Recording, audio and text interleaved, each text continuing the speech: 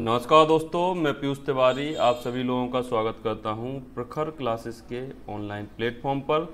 और पिछली दो क्लासेस में हम कुछ महत्वपूर्ण प्रश्नों की चर्चा कर चुके हैं। आज हमारी तीसरी क्लास है और इसमें कुछ महत्वपूर्ण प्रश्नों पर हम डिस्कस करने वाले हैं। आपको मैं दो क्लासेस में बता चुका हूं कि सीटेट में सभी ऑप्शन आपके ठीक हो सकते हैं, लेकिन आपको उस ऑप्शन को चुनना है जो सर्वाधिक ठीक होगा, जो सबसे ज़्यादा ठीक होगा या सबसे बेस्ट होगा जिसे हम बोलें। और आपको सीटेट में एक बात और ध्यान देनी है कि सारे जो आपके डिसीजन एज ए टीचर होंगे वो स्टूडेंट के इर्द गिर्द होने चाहिए, स्टूडेंट आपका सेंटर में होना चाहिए।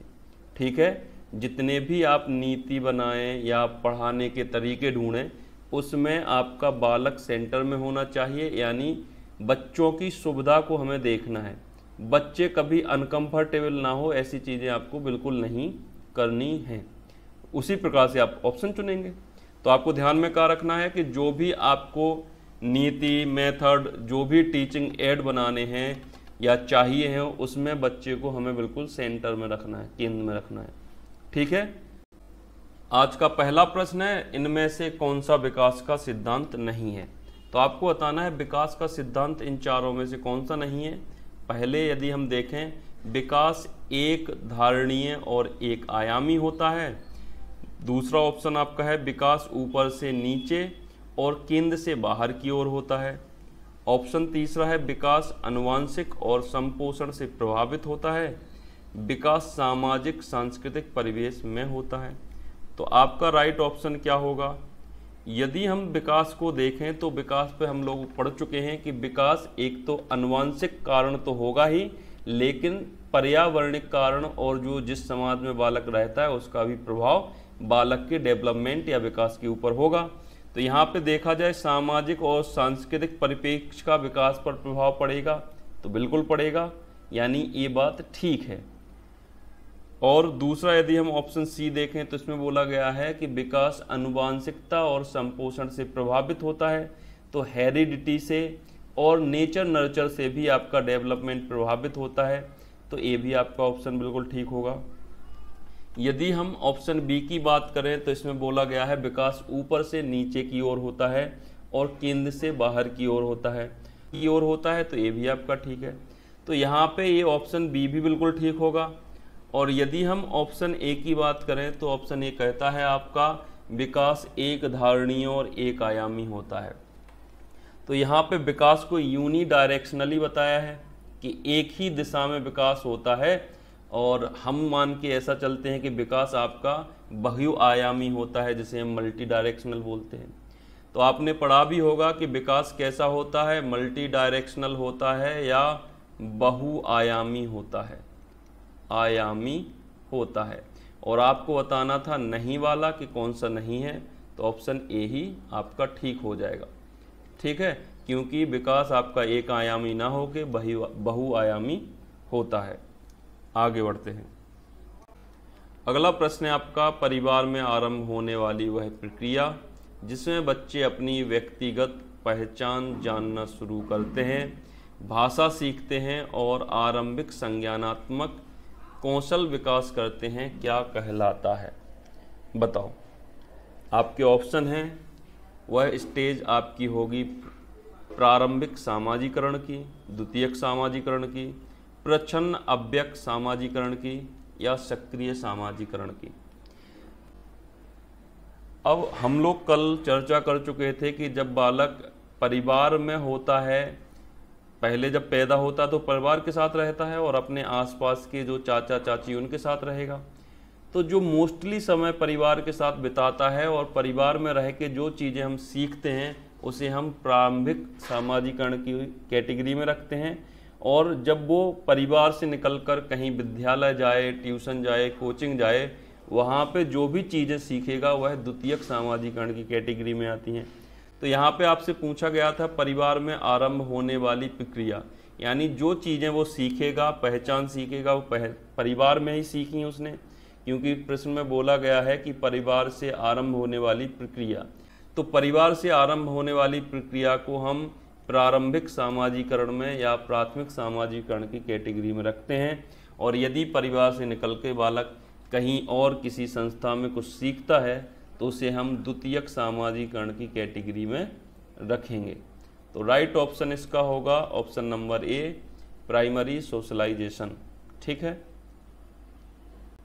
अगला प्रश्न है आपका, लॉरेंस कोहलबर्ग के सिद्धांत के अनुसार किस चरण पर नैतिक चिंतन शुरुआती सामाजिक परिप्रेक्ष्य पर आधारित होती है? तो हमें देखना है नैतिक जो व्यवहार है बच्चे का, नैतिक चिंतन है, वो समाज को प्रभावित करने के लिए किस स्टेज में होता है। तो हम लोगों ने कल 3 स्टेजेस पढ़ी थी। कौन कौन सी पढ़ी थी लॉरेंस कोहलबर्ग की? प्री कन्वेंशनल पढ़ा था, कन्वेंशनल पढ़ा था और पोस्ट कन्वेंशनल पढ़ा था। प्री कन्वेंशनल में आपका 0 से 7 वर्ष की उम्र का बच्चा होता है, कन्वेंशनल में 7 से 12 और पोस्ट कन्वेंशनल में 12 प्लस का बच्चा लाई करेगा या होगा। और यदि हम देखें प्री कन्वेंशनल में बालक जो व्यवहार करता है वह पुरस्कार और दंड से बचने के लिए करता है। या तो वो दंड से बचने के लिए कोई व्यवहार प्रदर्शित करेगा या किसी पुरस्कार को पाने के लिए। यदि हम कन्वेंशनल एज में देखें तो कन्वेंशनल एज में बच्चे का लक्ष्य यही होता है कि दूसरे उसके बारे में अच्छा बोलें। जैसे कोई बच्चा इसलिए काम करता है कि उसे बड़े बोलें कि कितना अच्छा बच्चा है, कितनी अच्छी लड़की है। तो समाज को प्रभावित करने के लिए जो काम किए जाते हैं वह आपके होंगे कन्वेंशनल लेवल पर, कि समाज उन्हें अच्छा कहे, इसको हम दर्शाएंगे कन्वेंशनल लेवल पर ऐसा व्यवहार बच्चे करते हैं।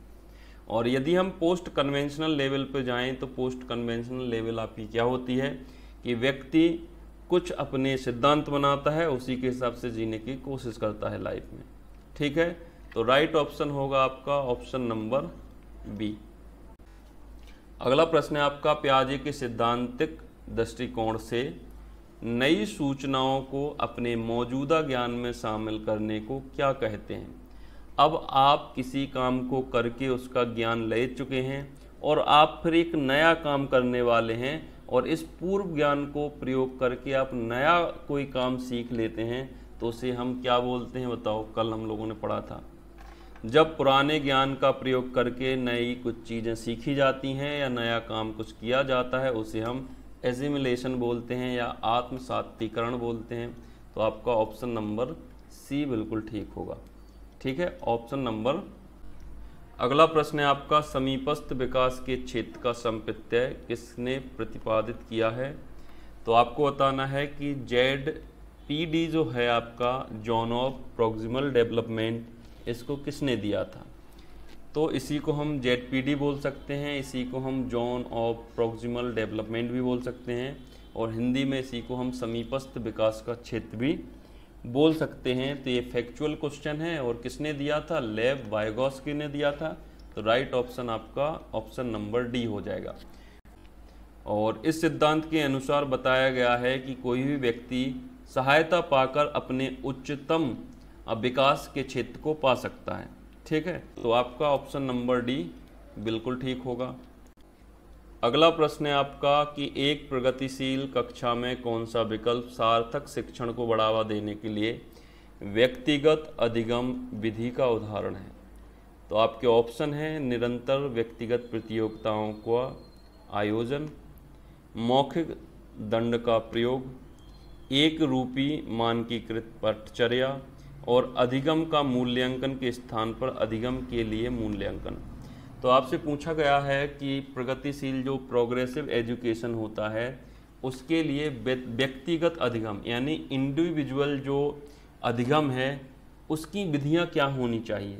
यानी आपके एक कक्षा में सपोज कर लो बहुत सारे बच्चे हैं, एक नहीं है, एक तो बच्चा होगा नहीं क्लास में, बहुत सारे बच्चे हैं, तो इन बच्चों के दिमाग की जो प्रक्रिया होगी, सीखने की जो प्रक्रिया होगी वो भी अलग अलग होगी।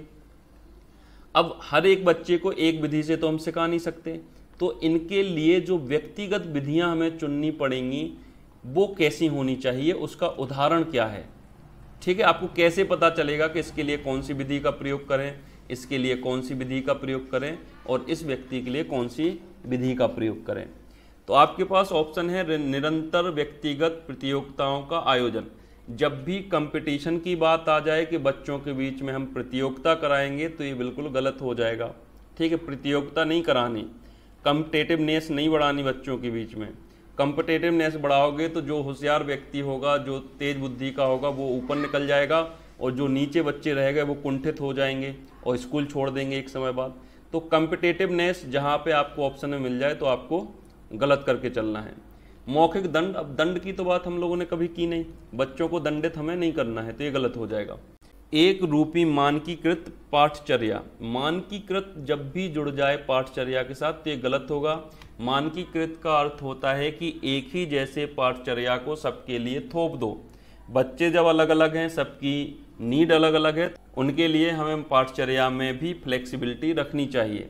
मानकीकृत नहीं कि एक जैसा सबके लिए, तो ये मानकीकृत वर्ड ही आपका खराब है। और यदि हम ऑप्शन नंबर डी को देखें तो इसमें बोला गया है अधिगम का मूल्यांकन के स्थान पर अधिगम के लिए मूल्यांकन, तो ये बिल्कुल ठीक है। अधिगम के लिए मूल्यांकन पर बल देना चाहिए।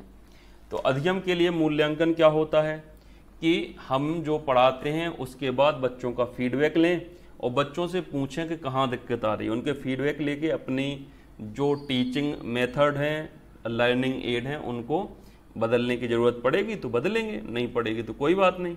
ठीक है, तो राइट ऑप्शन क्या होगा, अधिगम के लिए मूल्यांकन सबसे ज़्यादा इम्पोर्टेंट है। तो यही आपका क्या होगा, ऑप्शन नंबर डी बिल्कुल ठीक हो जाएगा। अगला प्रश्न है आपका, जेंडर रूढ़िवादिता को रोकने के लिए एक अध्यापक लिख लो, अध्यापक के द्वारा कक्षा में प्रयोग की जाने वाली विधि कौन सी विधि सबसे सर्वोत्तम होगी। आपके ऑप्शन हैं, कक्षा बालक बालिकाओं को अलग अलग बैठाने की व्यवस्था करना, यानी कक्षा में उसने बोला है बालक को अलग बिठा दो, बालिकाओं को अलग बिठा दो। और जब भी अलगाव की बात आएगी, यदि आप कक्षा में, ऐसा होता है अपने यहाँ पे, आपने देखा होगा लड़कों की अलग लाइन और लड़कियों की अलग लाइन, जब ऐसा करोगे तो पूर्ण सामाजिक प्रक्रिया को हम नहीं पा पाएंगे। बच्चे आपके सामाजिक प्रक्रिया से अलग हो जाएंगे, उन्हें छोटे से ही उनके दिमाग में डाल दिया जाएगा कि लड़कियां अलग होती हैं और लड़के अलग होते हैं। तो जेंडर बायसनेस हमें नहीं फैलानी है, तो उन्हें एक साथ बैठने के लिए अनुमति हमें देनी होगी। तो ये आपका ऑप्शन गलत हो जाएगा। और यदि हम ऑप्शन सी, सीधा सी, अरे ये होगा, ये बी होगा, ये सी, ठीक है। तो यदि हम ऑप्शन बी देखें तो जेंडर भेदभाव पर चर्चा करनी चाहिए। तो यदि हम जेंडर भेदभाव पर चर्चा करेंगे तो बच्चे चर्चा से उतना नहीं सीखते। यदि आप कोई व्याख्यान देंगे तो बच्चा उतना ज़्यादा प्रभावित आपसे होंगे नहीं। कुछ हद तक तो ये ठीक हो सकता, लेकिन सर्वोत्तम ऑप्शन ये नहीं बन सकता। ठीक है, यदि हम ऑप्शन सी को देखें तो इसमें बोला गया है उदाहरणों का प्रयोग करना जिसमें लड़के और लड़कियां गैर परंपरावादी भूमिकाओं में दिखाई दें। ये ठीक है कुछ सख्त। आपको जेंडर रूढ़िवादिता रोकनी है तो आप क्या कर सकते हैं, बच्चों को उदाहरण दे सकते हैं कि जो काम लड़कियां करती हैं उनमें बता दो कि लड़कों ने किया, और जो काम लड़के करते हैं उनमें बता दो लड़कियों ने किया। तो आपकी बच्चों के दिमाग में इमेज जाएगी कि जो लड़के काम कर सकते हैं वो लड़कियां भी कर सकती हैं, और जो लड़कियां काम करती हैं वो लड़कों को भी करने चाहिए। तो जो रूढ़िवादिता उनके दिमाग में होगी लड़का या लड़के के प्रति, वो भी दूर हो जाएगी। और सबसे बेस्ट ऑप्शन क्या होता है यदि इसमें होता कि जो लड़कियां काम करती हैं, जैसे लड़कों को झाड़ू लगवा दो स्कूल में, और लड़कियों से खेल खिलवा दो, क्रिकेट वगैरह, तो ये बेस्ट ऑप्शन हो जाता। लाइव देख लेते बच्चे कि देखो लड़कों ने झाड़ू लगाई तो लड़के झाड़ू लगा सकते हैं। घर पे उनसे बोला जाता है उनके माता पिता के द्वारा कि झाड़ू लगाएंगी लड़कियां। तो ये जो रूढ़िवादिता है इसको दूर करने के लिए उनसे यदि हम झाड़ू लगवा देंगे तो लड़कियों के दिमाग में जाएगा कि लड़के भी ये काम कर सकते हैं, और लड़कों के दिमाग में भी जाएगा कि हम भी ये काम कर सकते हैं। ठीक है, तो आपका ऑप्शन जो सी है बिल्कुल ठीक यहाँ पे बनेगा। आगे अगला प्रश्न है आपका, पारो अपने पिता की बढ़ई की दुकान में उनकी सहायता करती है, जहाँ पर वह लकड़ी के ब्लॉक टुकड़ों को अपने पिता द्वारा सिखाई गई विधि से सफलतापूर्वक मापती है। उसे हाल में WS स्कीम के अंतर्गत एक पब्लिक विद्यालय में प्रवेश मिल जाता है, शैक्षिक अपेक्षाओं खासकर गणित की का सामना करने में असमर्थ है, इस स्थिति में अध्यापक को करना चाहिए। तो इसमें केवल ये प्रश्न आपसे पूछा गया है कि कोई एक लड़की है जिसका नाम पारो है, वह अपने पिता की बताई हुई स्कीम के द्वारा लंबाइयाँ नाप लेती है, लेकिन जब वह स्कूल में आती है तो उसे गणित में बेहद परेशानी होती है। ठीक है, तो यदि आप टीचर हैं उस क्लास के तो आप क्या करेंगे पारो के लिए? तो आपके ऑप्शन हो जाएंगे, पारो को कहना चाहिए कि उसमें पढ़ने की क्षमता नहीं है। तो ऐसा कहोगे तो फिर काहे के टीचर आप? तो ये ऑप्शन बिल्कुल ठीक गलत होगा। और अगला ऑप्शन है आपको, पारो को परीक्षा देनी चाहिए, दोहराव और वेधन को बढ़ा देना चाहिए। अब जब किसी व्यक्ति को समझ में चीज़ें नहीं आ रही हैं तो आप परीक्षा दिलवा के क्या करेंगे? बार बार परीक्षा वो देगी भी तो आ थोड़ी ना जाएगा। तो ये इतना इम्पोर्टेंट नहीं है, ऑप्शन बी भी आपका गलत होगा। अगला ऑप्शन आपका है, पाठ्यक्रम और अध्ययन सामग्री को पारो के लिए प्रासंगिक बनाना चाहिए और पारो द्वारा विद्यालय के बाहर सीखे गए गणितीय अनुभवों का समावेशन करना चाहिए। तो ये ऑप्शन आपका बिल्कुल ठीक होगा कि पारो के इंडिविजुअल नीड के हिसाब से हमें विधियां लानी चाहिए और पढ़ाई को प्रासंगिक बनाना चाहिए। और उसने जो स्कूल के बाहर गणितीय संक्रियाएं, गणितीय अनुभव सीखे हैं, उनका भी समावेशन हमें पढ़ाई में करना चाहिए। तो ये ऑप्शन बिल्कुल आपका ठीक हो जाएगा। और यदि हम डी ऑप्शन को देखें तो इसमें क्या है, पारो को घर पर सीखे ज्ञान को स्कूल से सीखे ज्ञान से पृथक रखने की आवश्यकता है। तो हमें ज्ञान को पृथक नहीं करना है, जो स्कूल में सीखा है, जो घर में सीखा है, जो समाज में सीखा है, उसको इंटीग्रेटेड करके चलना है, समावेशन करके चलना है। और जब समावेशन की बात आएगी कि आप स्कूल के ज्ञान को बाहरी ज्ञान से जोड़ दें, तो वही ऑप्शन आपका बिल्कुल ठीक होगा। तो ऑप्शन नंबर सी आपका बिल्कुल बढ़िया होगा। आगे अगला प्रश्न आपका है, ध्वनि, लय और शब्दों के अर्थ के प्रति सचेतता किस बुद्धि के मूल में है? तो आपसे पूछा है कि व्यक्ति जब लय, ध्वनि और शब्दों के अर्थ को सीखता है तो उसमें किस प्रकार की बुद्धि का डेवलपमेंट होता है? तो जब लय, शब्द और ध्वनि को सीखेगा तो उसमें भाषिक बुद्धि का डेवलपमेंट होगा। तो ऑप्शन नंबर इसमें जो ई है ये बिल्कुल ठीक हो जाएगा। अगला प्रश्न है आपका, शिक्षार्थियों को किस प्रकार के लक्ष्य निर्धारित करने के लिए प्रोत्साहित किया जाना चाहिए? तो जो स्टूडेंट हैं उनको किस प्रकार के लक्ष्य बनाने के लिए प्रोत्साहन मिलना चाहिए?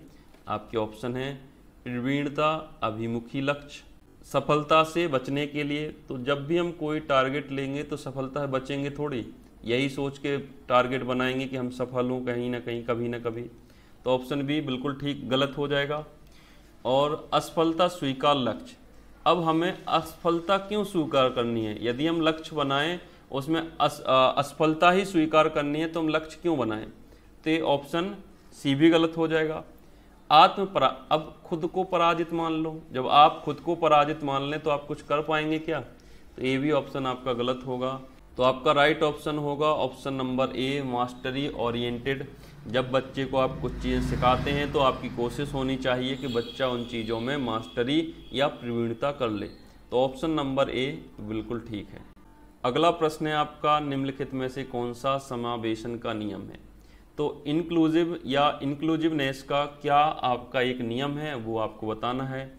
तो समावेश का अर्थ आप जानते हैं कि विभिन्न प्रकार के, विभिन्न स्किलों के बच्चों को एक ही छत के नीचे बिठा के पढ़ाई करना समावेशी शिक्षा होगा। और जब भिन्न भिन्न प्रकार की चीज़ों को आप इकट्ठा कर लें उसको हम समावेशन कहेंगे। तो समावेशन आपका क्या है? डिस्क्रिमिनेशन का अर्थ होता है अलगाव, अलग करना, भेदभाव। तो डिस्क्रिमिनेशन हम समावेशन की कैटेगरी में रखेंगे क्या? समावेशन का अर्थ होता है जोड़ना, इसमें तो क्या कर दिया? भेदभाव कर दिया, अलग कर दिया। तो समावेशन की कैटेगरी में डिस्क्रिमिनेशन नहीं आएगा, ये ऑप्शन बिल्कुल गलत होगा। मानकीकृत अनुदेशन, जब समावेशन की बात होगी तो आपकी चीज़ों में फ्लेक्सिबिलिटी होनी चाहिए और यहाँ मानकीकृत जुड़ गया है तो मानकीकृत बिल्कुल आपका गलत हो जाएगा। सेग्रीगेशन हमने देखा था कि सेग्रीगेशन समावेशन में हम क्या करते हैं, जोड़ने का काम करेंगे। सेग्रीगेशन का अर्थ होता है अलगाव, तो अलगाव भी आपका गलत हो जाएगा। ऑप्शन नंबर सी बिल्कुल ठीक होगा। इसमें बोला गया है व्यक्तिगत भिन्नताओं को स्वीकार करना। तो समावेशी शिक्षा में यही होता है कि व्यक्तिगत जो भिन्नताएं होती हैं उनको स्वीकार करके एक ही छत के नीचे शिक्षा दी जाती है। यानी समावेशन का अर्थ क्या होता है, व्यक्तिगत भिन्नताओं को स्वीकार करना। ठीक है, तो ऑप्शन नंबर सी बिल्कुल ठीक होगा। आगे अगला प्रश्न है आपका, सतत एवं व्यापक मूल्यांकन में सतत से क्या अभिप्राय है। तो सतत का मतलब कंटिन्यूअस, और कंटिन्यूअस का इसमें अर्थ आपसे पूछा गया है। तो आपका ऑप्शन नंबर ए होगा, अध्यापन के दौरान विभिन्न उपकरणों का प्रयोग करते हुए छात्रों का साथ साथ मूल्यांकन। ऑप्शन नंबर बी, अंकों ग्रेड, अंक और यहाँ पे ग्रेड और अन्य प्रकार के छात्रों की उपलब्धि की सतत तुलना जब भी छात्रों के बीच में तुलना, कंपटीशन, प्रतियोगिता आ जाएगा तो ये ऑप्शन गलत हो जाएंगे। निश्चित अंतराल पर, निश्चित नहीं हो गया यार, बहुत ज़्यादा एरर है। निश्चित अंतराल पर पूरे शैक्षणिक वर्ष में औपचारिक पेंसिल पेपर परीक्षा। तो सतत एवं व्यापक मूल्यांकन में आपसे बोला जाता है कि आप जब भी क्लास में होंगे आपको मूल्यांकन करते रहना है, जो आप पढ़ा रहे हैं, बच्चे जो पढ़ रहे हैं। ठीक है, तो समय समय पर बच्चों के स्मरण एवं प्रत्याहन की योग्यता का मापन करना।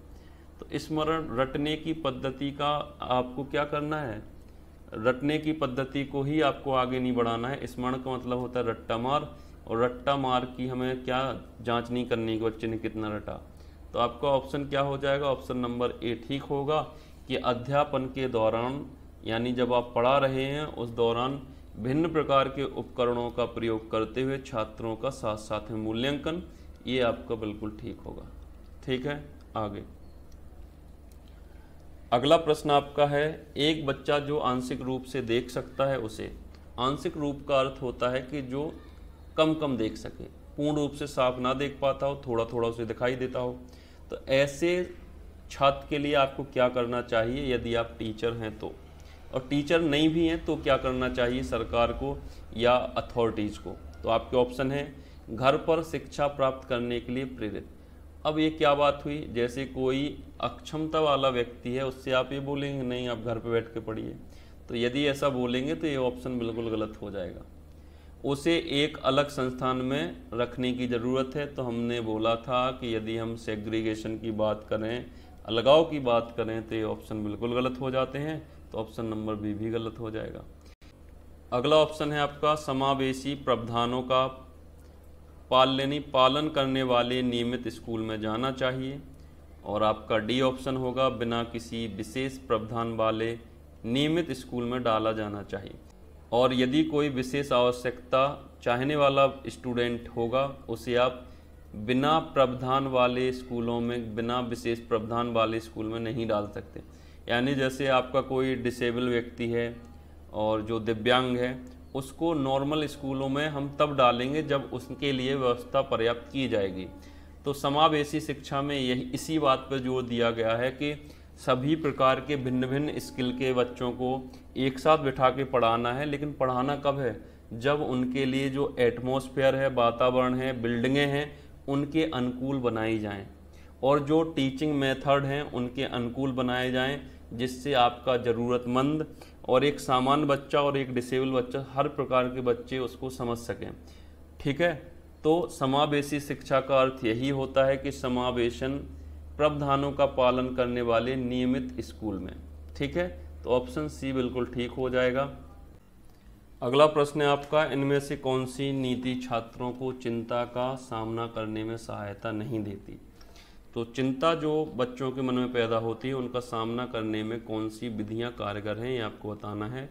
तो पहला ऑप्शन है आपको, छात्रों को अधिगम की प्रभावकारी और अर्थपूर्ण विधियां सिखाना। तो अधिगम की जितनी भी प्रभावकारी विधियां हैं और अर्थपूर्ण विधियां बच्चों को सिखाएंगे, इससे उनके जो अधिगम के प्रति चिंतन होगा उसको समाप्त किया जा सकता है। तो ये ऑप्शन बिल्कुल ठीक है। और यदि हम आगे देखें ऑप्शन नंबर बी, तो छात्रों को लघु अवधि के यथार्थवादी लक्ष्य, यथार्थवादी लक्ष्य निर्धारित करने में सहायता। तो जितने भी यथार्थवादी लक्ष्य होंगे उनके निर्धारित करने में हम सहायता यदि बच्चों की करें तो ये भी ऑप्शन आपका बिल्कुल ठीक होगा।